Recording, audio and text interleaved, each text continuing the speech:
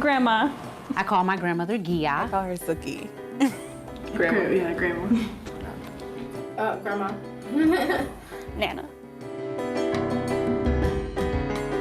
I think she thinks that like Granny is like kind of cute. Like I think that's her like Jenny from the block like upgrade on grandma. So only my sister and I call my grandmother Gia. It was like a Suki now, you know, so she's Suki to everybody. Good night, sweetheart. Well, it's time to go. Good night, sweetheart. I haven't really heard her talk much about her life and her experience. She instilled like mannerisms and being very poised and always putting your best foot forward. Because my grandmother is really sure about who she is.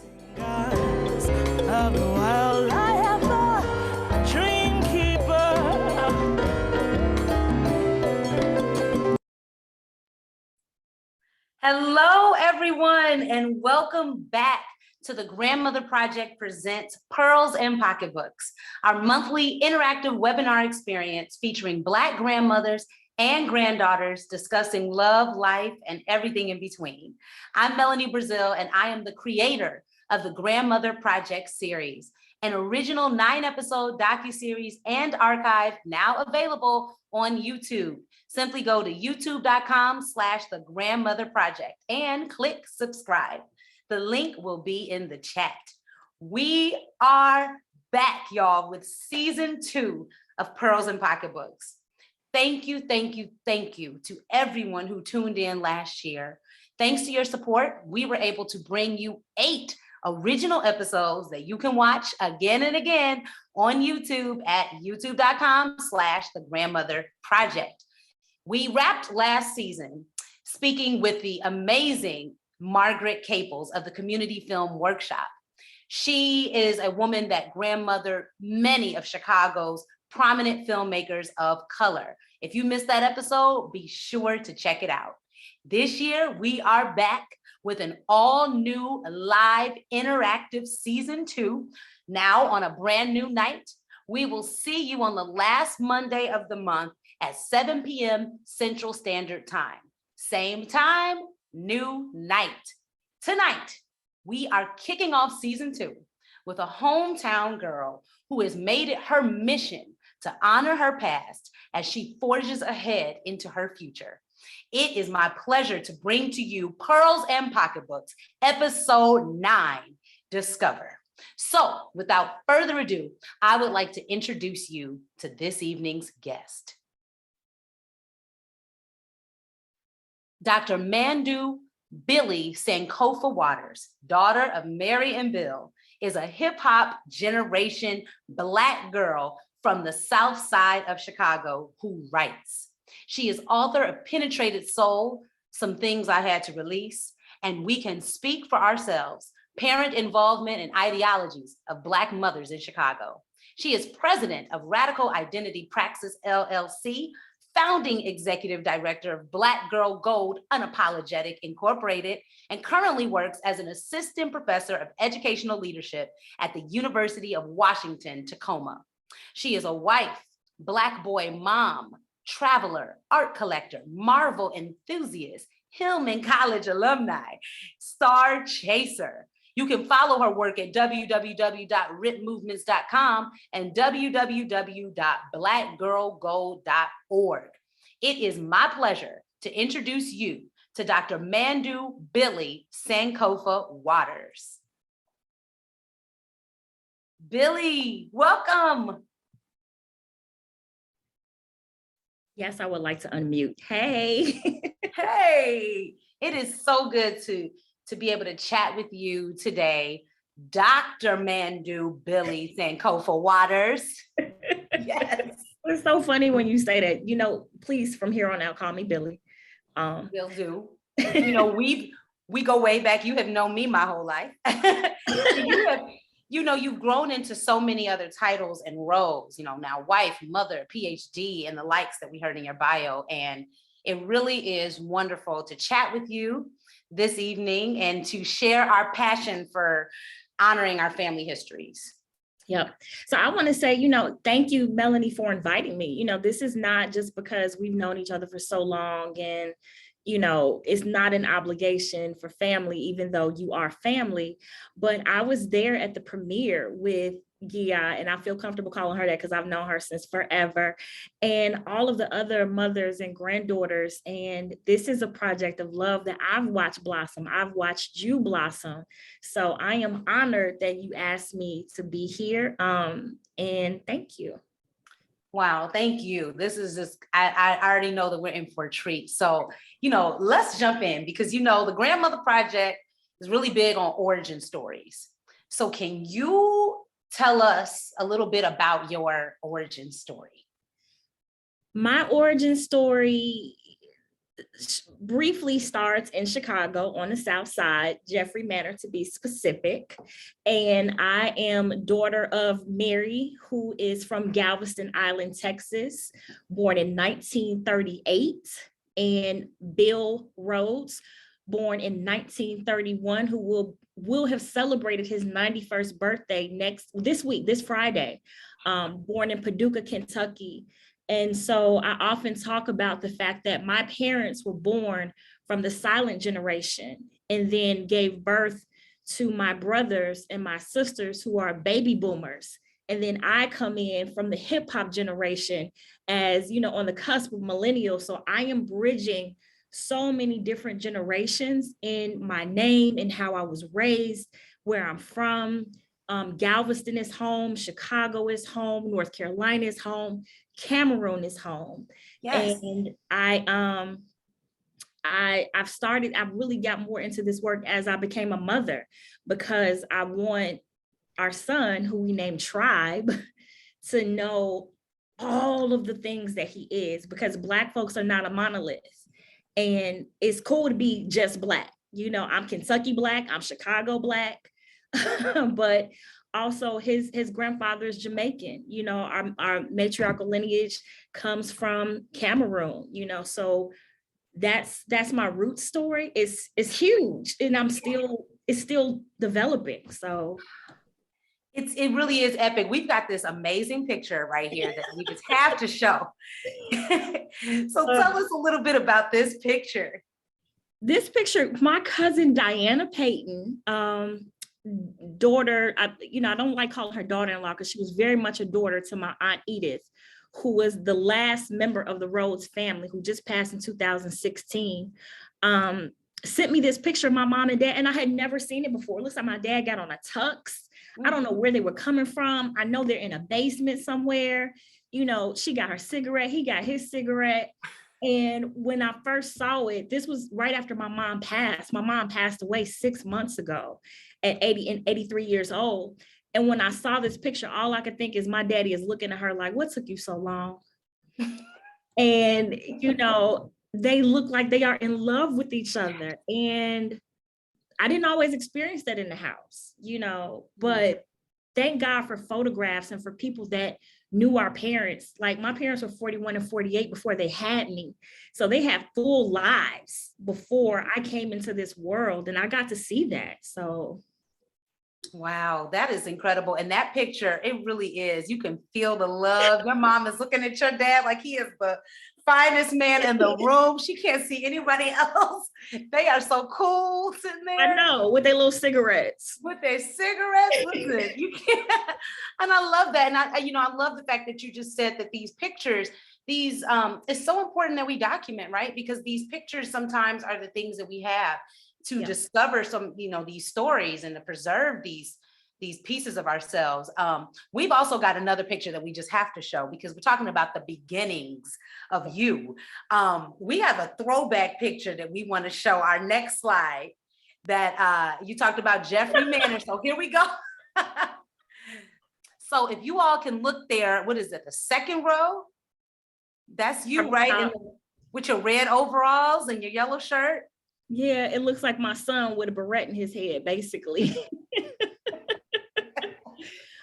Yeah, this picture is, comes from the question. So I work in education, and a lot of us are asked the question, when did you have your first Black teacher? And for me, always, you know, at home and at school. And this school was up the street from us. And so I was always surrounded by Black educators. It was, I think I didn't have my first white teacher probably until 5th grade with Mr. Sands. So for me, it's around centering who our first teachers are, Black teachers at home, church, the candy lady, the crossing guard, whoever. It's like, who are these first teachers that we're really, really getting to understand how they poured into us? That's right. So, and it really, you know, you say that we went to a lot of the same schools, and that is something that I didn't realize was unique, right? Until I became an adult. Yes, like when I work with folks and I am a university professor working with doctoral students, and they say, I'm their first Black professor.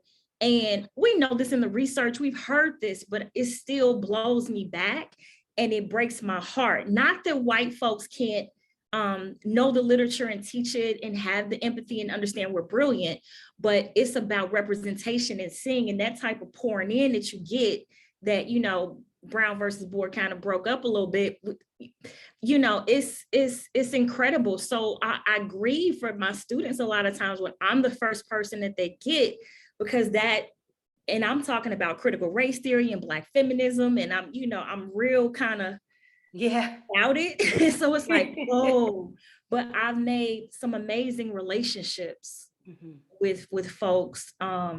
Some of my students are my friends, my colleagues, my writing partners, and yeah. It really is powerful. And I thought that picture was so great. I'm glad that you shared that with us, because like you said, that representation matters, and having those people that can understand your experience and that can go that extra mile, and they know what you're going through. They know what's ahead for you, and they know how to prepare you. That really is something that they see you in the stores. They see you right. in church. Like, you know, we would see Miss Pembroke at Carson's, you know, like I saw, you know, I see Miss Franklin at the sorority meetings, you know, like these women and these men are still a part of our lives. That's like, right. Miss McLemore, you know, at the restaurant, like, and I fan out when I see my elementary school principal, because she's amazing. That's right. Because they poured into us. So they surely did. Beasley Bees, if there are any Beasley Bees out there, represent. We want to say hey. You know, we can see that from the throwback overalls and from that throwback picture that you've always been really cool. But what I want to know now, because this episode is all about discovering, we got some Beasley Bees love in the chat. This episode is about discovering our past, right? And so when did your love for going back, when did you get inspired to go deeper into your family's history? That's a good question. I wish you would prepare me. I don't know if there's a concrete starting point, except that my mom kept everything. You know, my mom, you know, had my booties, you know, bronzed. And I think for a long time, she still had my umbilical cord, but any correspondence somebody sent when I was born, birthday cards. And then one day I found it was in a popcorn box in the top of the closet. And she took it down for some reason. I think we were looking for Christmas lights, and it was like hundreds of pictures, you know. And so my mom, you know, again, she had a separate drawer for obituaries and wedding programs and all of that. So watching her do this, and my mom also started a journal for me when I was born. So like day one, when I was born, my very first journal, she was writing notes in it. It was like a 5-year journal. So that when I got old enough, I would take notes. So for me, this has been forever. I remember when she took me to the movie theater to see The Color Purple, and I was 6, and even seeing stories being told, for whatever critique folks have of that, you know, whatever. But me being a 6-year-old in that theater, watching generations of Black women telling a story and singing and crying, like I've always wanted to do that. And my mom gave me those tools. Wow. Yes. It seems like it's just always, like you said, just sort of been a part of you, you know? I do want to hit a photo, because you talked about this box of photos, and we've got this photo that is truly incredible. Can you tell us about this? So this is always referred to it as the plantation picture, but it is my father's family. So if you can see it, my father is actually on the far right. He's one of the three little boys, the one in the back with his eyes squinting, like he's smiling. And so I aged this picture around 1936 because he was born in 31. And all of these people have transitioned, but the last oldest one is the one all the way to the left, Aunt Edith, who looks like she's scowling, but she was a diva. And she passed away in 2016. So she was able to see Tribe when he was born. But this is my daddy. His father is standing right behind him. And his mother is standing like in the middle. She's in the middle. And then his grandfather and grandmother are seated. So these are my great grandparents, three generations. Yeah. 3 generations. Yeah, and so the oldest, and my oldest uncle was born in 1908, I want to say. Wow. Yeah. It's incredible because, so often, we don't always get to have these sort of documents, right? A lot of our stuff, a lot of family histories, that those things get lost. And so it's really precious that you have that. We've got another picture that we just absolutely, this has got to be, I think this one might be my favorite. Okay. And as you know, so this month we've been celebrating Black History on the Grandmother Project Instagram page with a hashtag Know Our Grandmother's Name campaign. And so here we've got this picture. Can you tell us about who's in this picture? So on the left is Zola Temple. We always call her Mrs. Temple. Most folks never even call her grandmother because her and my grandfather owned Temple's Cafe in Galveston, Texas, in the 50s. There's actually a book with the restaurant featured in it. And so when she had patrons, white folks, Black folks, whoever, they're not gonna come in there and call her by her first name. So we all were conditioned to call her Mrs. Temple, period. And so that's my grandmother. She was born around 1912. And she's the only grandparent I ever knew. She was with us until 2007, the day that I started driving literally to North Carolina for graduate school. She passed away. And then my grandmother on the right is my father's mother. I know less about her, but she was born like in 1898. And this picture, I believe, is around 1968 when my parents got married. That's incredible. Yeah. Mrs. Temple. They got on their pearls. Yeah, they got their pearls on. Listen. They got her ears. Grandmama got hers around her. Yeah, like it was serious. They look amazing. And you have to, and I think that's powerful, right? Like taking that ownership of your name. Yeah. And because names are really important. And so I think this is actually a good segue because you have a very striking name. Your name really commands attention. And so I want you, can you talk about the importance of your name? So my name, I go by Billye, right? That's my birth name. It's the first name that I've known. And as you look at my mama, looking at my daddy, you know, my name is Billye after my dad. I am Billye Rhodes. He was Bill Rhodes. I got the middle name too, but we ain't gonna talk about that. And so when my husband and I, Malari, got married, before we got married, we were watching a documentary or something. And I was already, we get married to take his last name and that thing that happens.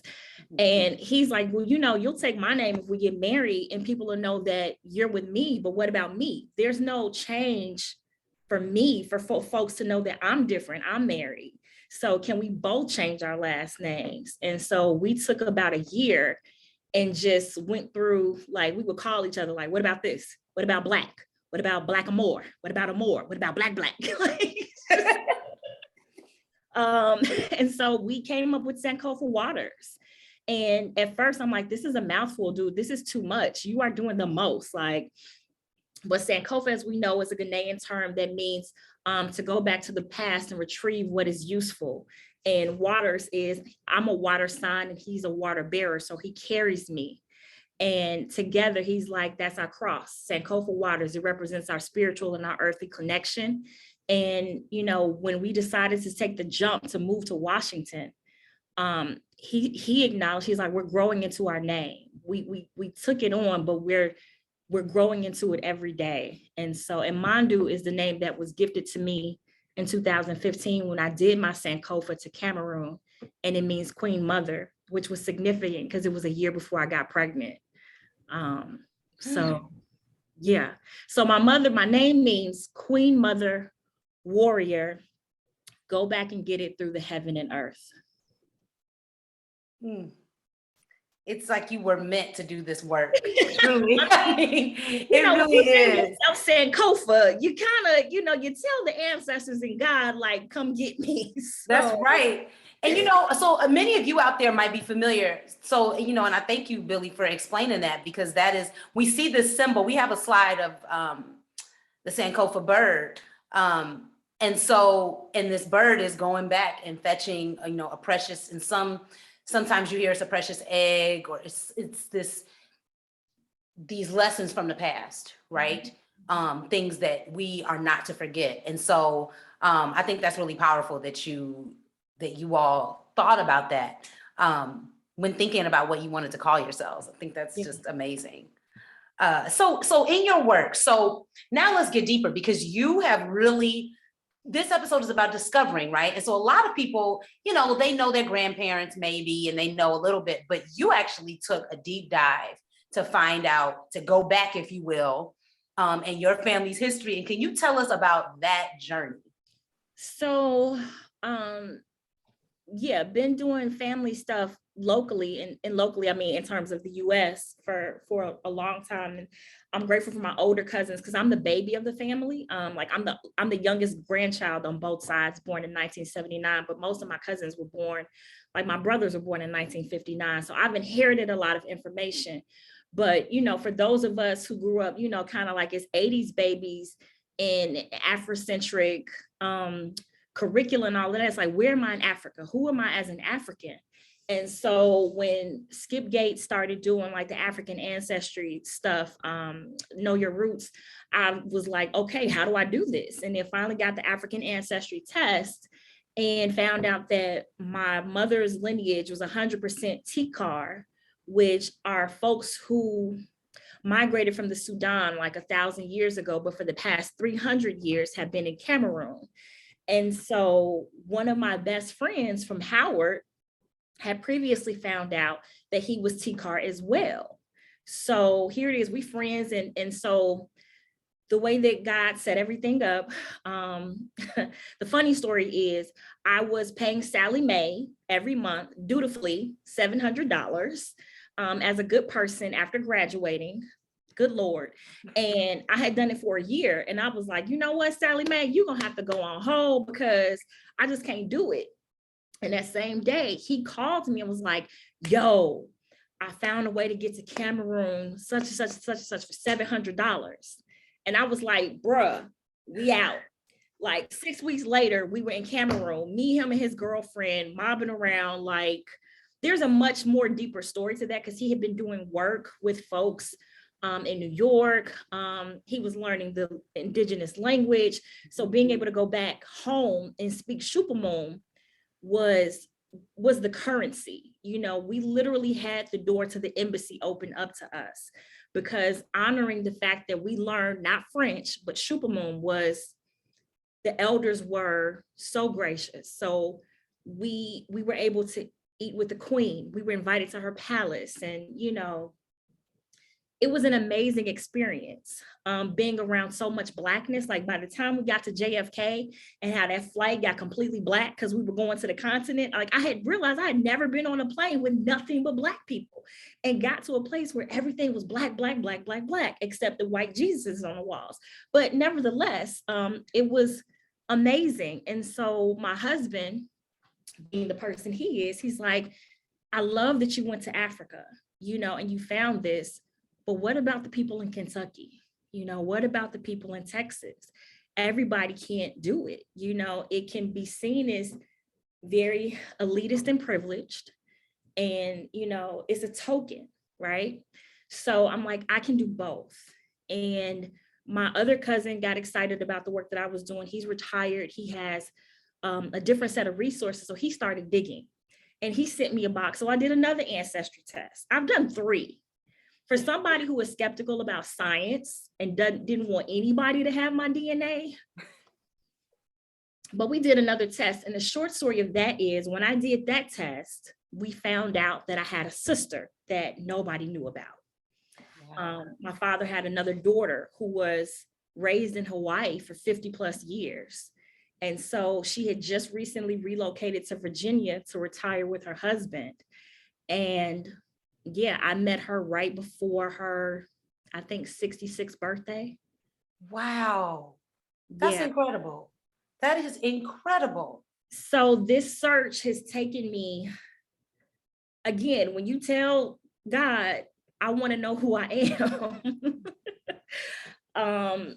You know, it's so many things have been opening up. And even with my mother passing 6 months ago, it feels like a whole other realm has opened even in that. I felt like I got a jetpack when she passed because, you know, I'm up at 3 and 4 in the morning having to write, like get stuff out to honor all of these stories that I keep hearing. So right now, even though I've had the privilege of going back to the continent, and I'll go again, I'm going to Ghana in July, because I feel like our spirit, like there's a biological DNA imprint and there's a spiritual DNA. And I feel spiritually connected to Ghana. I mean, our name is Sankofa, so I gotta do my Sankofa legit. But there's so much work to do here. You know, so many of us, again, and with my father being gone, since mom passed, I've been grieving my father being gone even more. He's been gone for almost 25 years. And having a little boy that looks like him, I've been longing to know more about my dad. And what started coming to me is that I could have been talking to his coworkers. Like I could have been talking to more of the neighbors.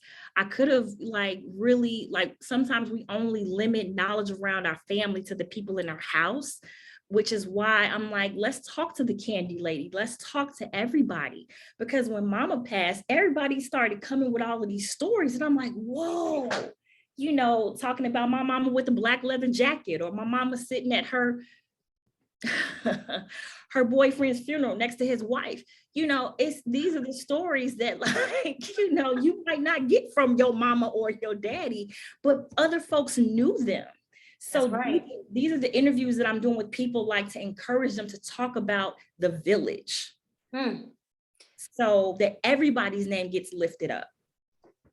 Yes. And, you know, we are, as Black people, always been community oriented. We are community, you know, and our family, the idea of family is not always biological. It is these teachers, like we saw in your picture. It's these people in our neighborhoods. It's people at church. All those people raised me, and they're still raising me. All those people I was accountable to, because everybody was asking how I was doing in school, and everybody was checking in, you know? And so I think that, you know, that's a really good lesson for those people out here, for all of you all watching, that, you know, our stories are really interconnected. And for some people that maybe have relatives that have gone on and they don't know where to start, if there are people that are still around that knew them, there's ways that we can do this work even after people have transitioned. Please. Yeah, I was just going to say, my cousin like randomly texted me the picture. I don't have it here, it's at home, but of the book that where somebody started documenting restaurants in Galveston, Black restaurants that are no longer in existence. And our family story was in there. I don't even know who they talked to, but I got more information from my grandfather in that little passage in that book than I would have been able to get from, I mean, my mom's gone now, you know, and my uncles, you know, memories start getting fuzzy, but I was just like, wow, somebody documented my family story over here. That's right. And when you start digging, I mean, it is a full-time job. I would actually love to do this. And I'm telling God and everybody, I would love to do this full-time. Yeah, it really is. It's amazing. And I think that, you know, this kind of work is energy generating, right? And we share this passion for it, because the more I get into this work of connecting to you know, matrilineal stories and our grandmothers and Black grandmothers, Black women who we know as these heroes, not perfect people, but heroes, you know, that their names aren't in the books like they should be, but we know that these people are and were amazing, you know, and that's just energy generating for me. You touched on some things that I want to, so sometimes people are scared to go back into their family past because you might find out information that you maybe is unpleasant, right? So how have you dealt with that when you, in your journey and digging into your family's past, how have you dealt with things that were difficult or maybe unpleasant to discover? Me personally? Yeah, sure. Well, I was getting ready to say, like you said, this work is energy, you know, it gives you energy, but it is also incredibly draining. I am actively in therapy because I got people talking to me all the time. Like I hear stories, I'm having dreams around, you know, talking with my father. Like it keeps me up at night in a good way and a bad way. And so those places that you don't want to go to, I've been transparent, you know, like, yo, I really don't want to I don't feel like dealing with the sexual abuse. You know, I don't feel like dealing with the alcoholism and, you know, the prison stories. And the more that I've said that, the more present they've become for me. And one thing that I've realized through this journey, because it's so spiritual, is through therapy and just sitting with myself and journaling, is that I've spent about 30 years trying to avoid pain. And I'm finally realizing that, like how Audre Lorde talks about it when she realized she had cancer and she was dying, I can't avoid the pain, you know, but I can speak. I don't have to be silent because pain is going to come whether I want it to or not. But if I can lean into it and figure out what it's trying to teach me, that I've chosen to be here as a human, to have this human experience, which is multifaceted. You know, there's joy, there's laughter, there's humility, there's challenges, and the pain is part of it because it's never stopped. And so the more I've been leaning into it, I'm realizing like the shame is not mine to hold of any of these things. My secrets are somebody else's secrets too, which is something Robin Boylorn has talked about. And so I'm giving myself freedom. And one of the things that I've written in the book that I'm working on is that grandma sometimes had to keep silent to save our lives. And now we need to let grandma breathe. We don't have to keep the silence anymore. We don't have to protect those people that violated us. We have to let grandma breathe. And so when I talk about rest in peace, it's also just rest. You know, I don't want my ancestors to feel like they still have to hold up the chains that you know, kept us down. So I'm, you know, in this manuscript I'm writing, I don't want to be too glossy. And I'm going to be incredibly transparent. There was a moment where my brother called me last week and revealed some incredibly painful things to me around his drug addiction. And these are things I've been resisting. And I was like, I need to write about it. He ain't the only person on drugs.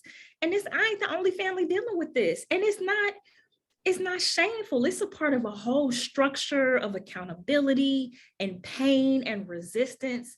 And I'm like, how can I do this work if I'm only half-assing it? So, you know, I don't want to resist pain anymore. And it's, yeah, and I, in the book that I'm writing, the folks that I'm interviewing, what was beautiful that was not a part of my recruitment is that more than half of the folks that I'm working with are actively in therapy. Yes. I thank you for saying that. So because when you start asking folks, like, you know, something as simple as like, what's your name? Could be a trigger because I might have issues with not knowing who my dad is. So just asking your name. That's right. What books did you read when you were growing up? I didn't grow up with books. You know, I barely grew up with X, Y, and Z. So you don't know what, you know, even the word home could be a trigger, you know, grandparent, anything. So to do this work, active therapy. Yes. whether it's inner child work, whether it's consistent meditation and journaling. It's multiple forms, not just one. I mean, you need multiple forms of therapy. That's right. Whoa, I mean, wow, you are blowing my mind right now because this is it. When doing the grandmother project, even, you know, there were questions that would come up, but what lessons do you want to unlearn? Sometimes there are things that we do need to unlearn. And I think that's what makes people get this resistance sometimes, because you have to be ready for all of the stories, all of it. And none of us are perfect. None of our family histories are perfect. But when we do this work, we can, as you said, we can release that shame and also start to heal, right? We can go back and learn and heal so that when we go forward, we can write a new story and start a new family dynamic. And so, wow, that is so powerful. And yes, to therapy. I am a huge proponent of therapy. Yes. I don't know where I would be, you know? So I just think that that's amazing. I want to get a little bit more into your work too, because you said, you know, you are the founder of the RIP Movement Project, and you're helping people make these connections with their families. Many people want to know, they want to know more about their family history, but they don't know where to start. What advice could you give to somebody that just wants to get started on finding out about their family history? I think first step is, for me, this is just me, you know, and everybody has different modes. For me, it's journaling, because, you know, so I am by training in my life a qualitative researcher. And I tell all of my students, you are the first instrument of collection. You. N of one, your lived experience is criterion for meaning, you know, shout out to Black feminism tenets. So we start with you. What do you remember? And what you remember is valid. So in the book, I talk about there are 3 different types of stories. There are first person stories. That's our truth, no matter how memory may have shaped it or browned the corners or whatever. It's your first person story. And then the hand-me-down stories are other people's first person stories. So, you know, and that can come through the person that grew up in the house with us, the person that grew up in the house next to us, somebody we saw maybe once a year. It can be any person who has been in our circle for a year or forever. And then there are kaleidoscope stories. I talk about how we can hold up one story and there are 5 different vantage points. And so, and all of them hold a particular truth for whoever's telling that story. So, and all of these stories, again, are valid. So where do you start? Is the journaling. Whether it's writing it down, talking it into the phone, doing a podcast to yourself, and then inviting somebody else. Maybe it's a friend. Like, I have friends from Beasley who can remember things about my parents that I don't remember, you know, because they were with me growing up. So sometimes it's not even an elder. It can be somebody, a friend, that can jar stuff up for you. You don't have to go far is the thing. Like, right. And of course we can talk more about how to build altars and, you know, the pilgrimages and, you know, things like that. But telling your own story is it, because then you get to give that to somebody. That's right. That's right. I think, and I thank you for saying that, because I think people get intimidated, you know, because they're like, well, what if I'm not a writer and whatnot? Now, I happen to know that you are an avid scrapbooker. So I know that that's one thing. So can you talk about that? Yes. Can you tell us about scrapbooking, how you sort of connect that way to keep your family legacies alive and living and breathing? So digital scrapbooking is my jam. And it came out of, you know, a lot of the pictures and stuff were old and kind of dying in a sense. And so being able to scan stuff in and using, the baby gassy, being able to use an app to do it. So I've been doing this for probably 20 years at this point. So this has got both of my grandmothers on it, and it's in my DNA. I changed the title of it, but it goes through her family history, Cameroon, and then I ended with like our family, Sankofa Waters. And so I'll screenshot anything like here's the My Heritage Lineage site. So I screenshotted that so you can see like the breakdown of all the generations a picture of me and my grandmother from like 91. And then here are pictures like of us in Cameroon. Like, so everything is digital. I'll scan anything. This is when the artists we met wrote our names and shoot them down on a piece of graphing paper. Postcards, money. Here's a scan of a $2 bill our grandmothers would give up. My grandmother would give us every Christmas. This is her with all the grandchildren, you know, so this is preservation for me. And it's also, you know, I give it to Tribe. So I made one for Tribe too.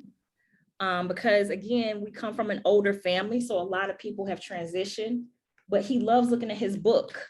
And so we'll go through like, well, who is this? You know, this is Daddy Bill, and this is Pop Pop, and this is Nana, and this is Grandma Doris. So he can identify who his family is, period. But this, you know, this took me 3 years to do. You know, this is not an overnight, but also for the project that I'm working on, I made cards, because you asked like, where do we start? So this is something I just trademarked and I'm working on, but it's a prototype. And so for me, the movement is saying that Black folks are rich because our stories are rich, our histories are rich.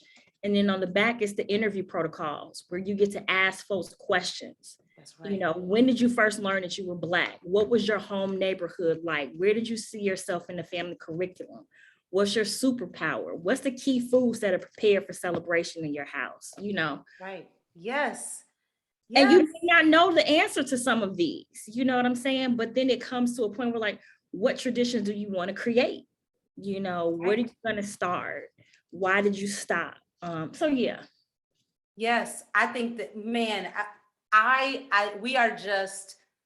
this work is just so amazing, Billye. And I just resonate with so much that you're saying. And I know that people out there do, because this is incredible. And a lot of us want to start these conversations. That's what this project is all about. That's what your work is all about. And we need more and more of this work, because for years we have not really had the privilege and the luxury of being able to even stop with our busy lives to think back into the past, because a lot of times we're on the treadmill just trying to survive. And so as we move out of survival mode, we can start to get back and go, wait, who are we? You know, who are we really? That's been the blessing of COVID. You know, the tragedy is loss of life. So I'm not gonna, you know, I have to acknowledge that.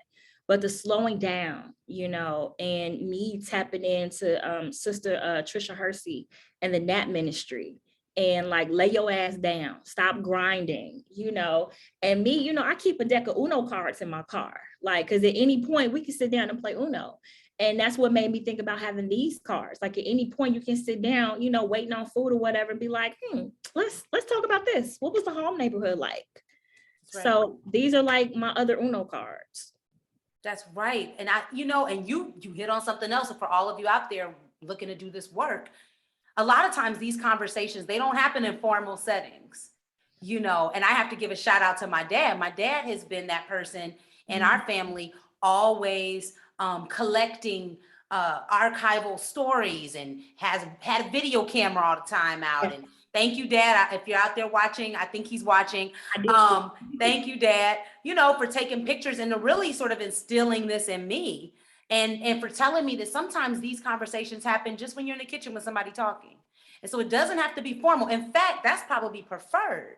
Melanie, since I started doing this work, baby, I feel like every conversation I have with somebody, I want to record it, because we don't know how much information we drop, like, with each other. And it's just like, oh my God, like, I'm overwhelmed with family stories, and they're so beautiful. They're so beautiful. So the first two people I interviewed for my research, and I know this hour is going by fast, was just so dope. So I got 12 people from across the country, everywhere from like Maui to Mississippi to Brooklyn to the Bronx, Gary, Indiana, Chicago. But my first two people were from Columbia, South Carolina, and Brooklyn. And this is when I decided to narrow the scope to just folks from the hip hop generation, because I'm asking them of their experiences, mid to late 70s, growing up, and they're telling me the same stories from South Carolina to Brooklyn. And, you know, you ask questions, what's your favorite TV show growing up? They literally both said of course, the Cosby Show, like exact same tone and head nod. And we know what that means, you know. And I'm like, yes, we have a quilt. And if we just start talking to each other, Black folks are rich. Don't talk to me from no deficit place. Don't tell me we ain't got no history. Don't tell me we ain't got no culture. I'm not for that. I don't operate from that space. We are rich. We are rich. Just With $0. We rich. That's right. That's right. And I'm here for that too. I am here for that. That's what this is all about. You have inspired some questions in the Q&A. Okay, yeah. And we have got to this is interactive. And so our first question is from Flora, who wants to know, and you got shout out from my big sis. How do you feel as our Generation X, millennial, Xennial generation becomes, here we go. How do you feel as our Generation X, Xennial generation becomes mothers, aunts, elders? How do we keep our children grounded in our family history while their world is so much faster and wider than ours was growing up? We have the ability to slow it down. Time is a construct, so the work that I do, my research frame is called radical identity praxis. And praxis is a word that I first heard from Paulo Freire in talking about pedagogy of the oppressed and Bell Hooks' work. And praxis simply means reflection plus action, right? And so when you take the time to do the reflection, you have to slow down. You have to breathe. You have to ask questions. Reflection, you can't do that while you're moving. And that reflection requires, again, action. And that doesn't mean go run. It might mean, how do you share this reflection with somebody else? Again, how do you let grandmama breathe? If the story that we pass along, one of the themes that I have is like lies and limitations. And the subchapters are like, stay away from cousin John, or, these types of things. So what it is again, letting grandma and grandma breathe by telling the stories. So have story time. When I met with a group of young, powerful sisters, it was a group of us that Tori put together with Iman, her mentoring group in California. Was an amazing experience. And these three young women talked collectively about being able to sit at their grandmother's feet, and these women are activists. They got LLCs and incorporations and nonprofits, and they are doing amazing work, and talked about just wanting to sit at the feet of wisdom. And these women are 19, 20, 21 years old. And sometimes we forget that in the ripping and running. No. When Dr. Cynthia Dillard, we were all in California together, and she said, after the sessions were over, I don't know how she got some energy, but she said, come to my hotel room afterwards. Don't you know, me and Shanice was up in her room, literally sitting at her feet, because we want to sit on her bed with our street clothes and listening to her talk about everything and nothing. So we have to sit down and listen and write it down and share it. So what does it mean to tell the story of home? And, one of my participants talks about like grandmama's house was the village. That's where he met up with his cousins. That's where he learned, that's where he first got his porn. That's where he learned hip hop. That's where, what I'm saying? He learned life at his grandmama's house. And everybody doesn't have a grandmama's house. So I know that is a privilege as well. That's right. But we can sit at each other's feet. We can wash each other's feet.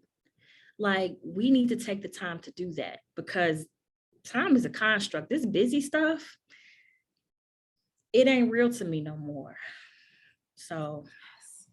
Wow. And that's profound, because, we got these busy lives, and you need to take that time, and our elders, they got so much accomplished, and they also somehow knew how to rest, and they did sit down, and somehow all these also things, these things got done. So there's some wisdom in that. We So have then, another. real quick story. One of my sisters, and hey, Wendy, I see you, boo. Wendy was at that conference too with the sisters, and so was Kiana and Shanice. I see my people in the chat. I love it. One of my sisters, Chicana's sister from Chicago, her parents, I don't want to misstate this too much, but I'm pretty sure her parents immigrated here from Mexico, however long ago, you know, to build and work and struggle, you know, to make sure that their kids had whatever they needed. And so she is my friend, is a professor at a university, running around, got all of this stuff, meeting to meeting, students, faculty, administration stuff. And she was coming home one day exhausted from having run around, and her parents were visiting her. And they sat her down with tears in their eyes and said, we did not immigrate here and work hard for you to do this. You are not living. And that has never left me. So I don't want to look at Tribe and have to say that one day, because that's what he sees me doing.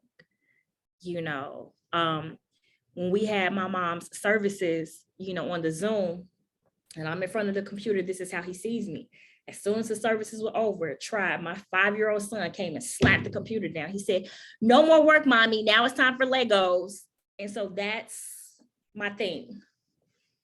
No more work, time for Legos. Like, because this running around that we're doing, who is benefiting from that? That's right. Yes. And it's sort of a shame that rest has become a radical concept, but for Black women especially, it really is a tool of resistance, and it's something that I'm actively working on. I won't even lie, it's something that I struggle with, but that's something that, you know, as you mentioned, the NAP ministry, shout outs to that work.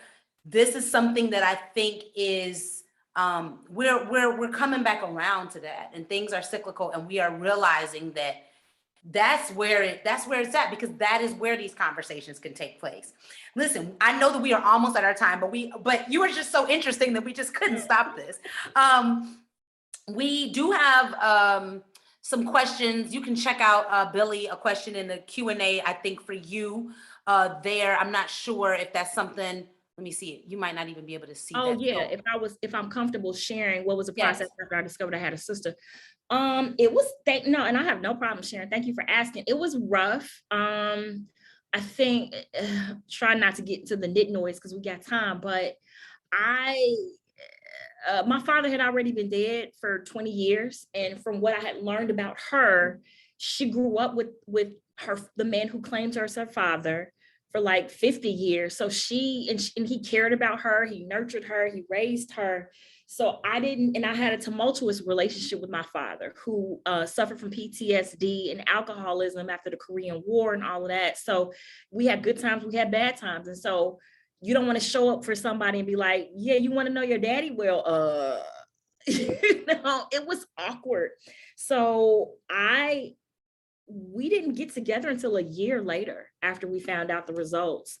And what finally pushed me to make the phone call to her, because I'd had her number, was when I was pregnant.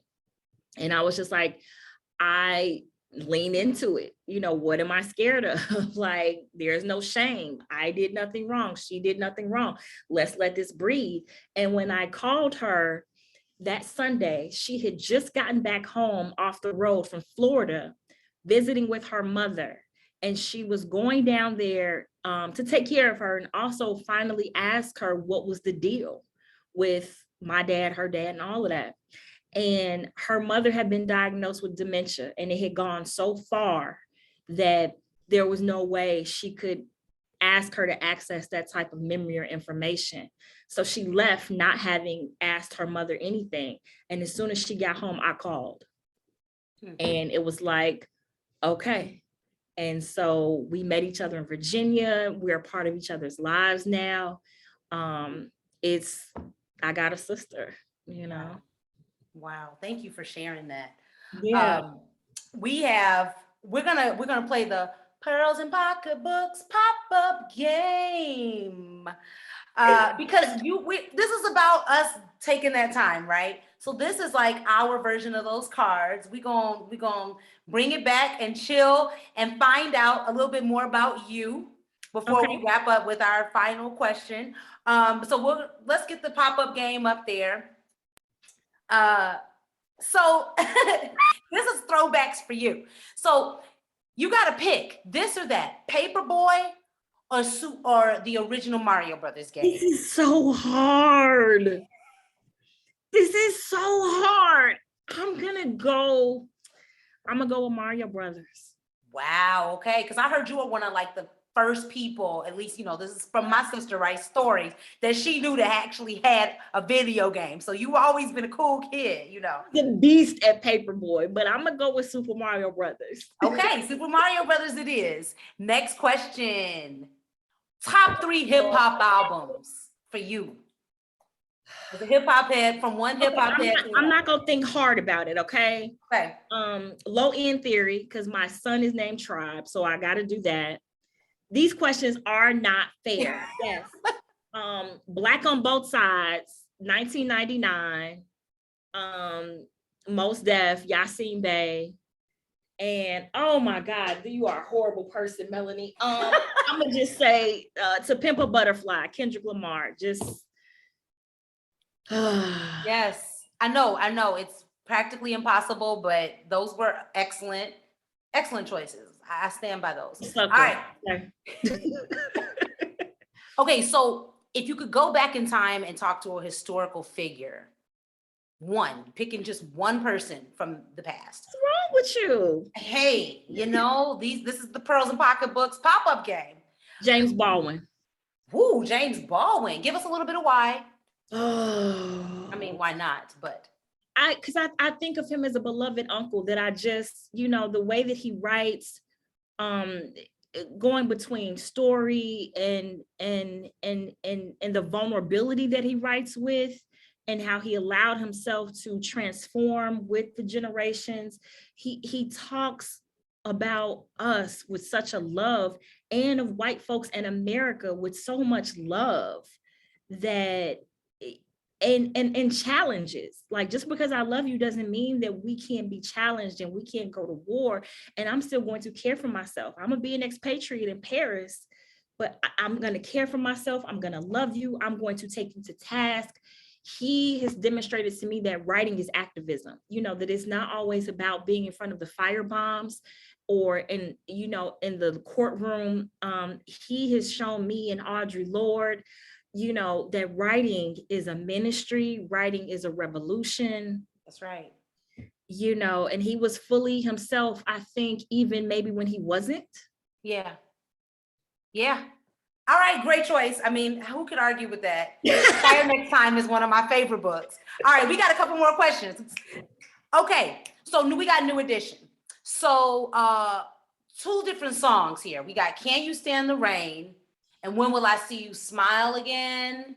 That's Which one is BBD. your favorite? That's BBD. That's not even New Edition. See, it's not my generation. See, Melanie? Favorite New Edition song. But Favorite New Edition song. I will go with Can You Stand the Rain. I mean, when the beat drops and Johnny Gill come in, I'm done. That's a cut. All right. Next question. One of these got to go. So these are some Chicago favorites for all you out those. We got Hot Cheese Doodles. We got The Awakening. If you're from Chicago, this show to this day, legendary. We got the Rink Fitness Factory over on 87th Street, and we got K-Swiss. But Billye, one of these has to go. For this. One of them has to go. Which one? Oh my gosh. One's gotta go. I can't believe you got The Awakening up here. You know what? All of my people from Howard University, 1997, know that I rock K-Swiss hard as hell, and they made fun of me because they're not from Chicago. So that's fine. I'm not letting go of the K-Swiss. I'm definitely not letting go of the Rink, and I'm not letting go of The Awakening. So Cheese Doodles, because I prefer Flaming Hots anyway. So, boom. All right. Good answer. Cheese doodles gotta go. And I think we got one more final question. All right. So we've had this great conversation, Billye, about just the past and how we can be connected and your origin stories. But if you had to describe your work, this journey in one word, what would it be? Healing. Healing. I'm hesitant to say that because it comes with a weight, but it's the word that I was told to say just now, healing. Yes. That's amazing. Thank you. Thank you. Was it? I'm so glad you had fun. Listen, Billye, Dr. Mandu, Billye Sankofa Waters, for all of you all that missed the full name. Listen, this has been amazing sharing this with you. I have always looked up to you.